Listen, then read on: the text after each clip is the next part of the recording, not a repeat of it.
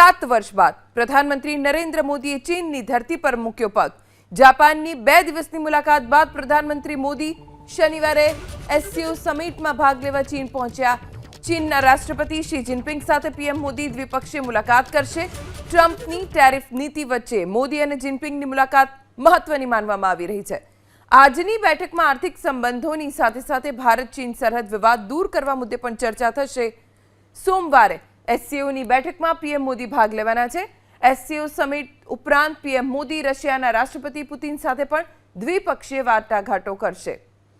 આ દરમિયાન ડિસેમ્બરમાં રાષ્ટ્રપતિ પુતિનની ભારત મુલાકાતના કાર્યક્રમ પર પણ ચર્ચા થશે। પ્રધાનમંત્રી મોદીની આ મુલાકાત એવા સમય થઈ રહી છે જ્યારે આખી દુનિયા અમેરિકી રાષ્ટ્રપતિ ટ્રમ્પની ટેરિફ નીતિ સામે સંઘર્ષ કરી રહી છે। ટ્રમ્પે ભારત પર 50% ટેરિફ અને ચીન પર 30% ટેરિફ લાદ્યો છે। ચીનમાં આજથી 2 દિવસ એસસીઓ સમિટ યોજાશે, જેમાં 20થી વધુ દેશોના નેતાઓ ભાગ લેશે।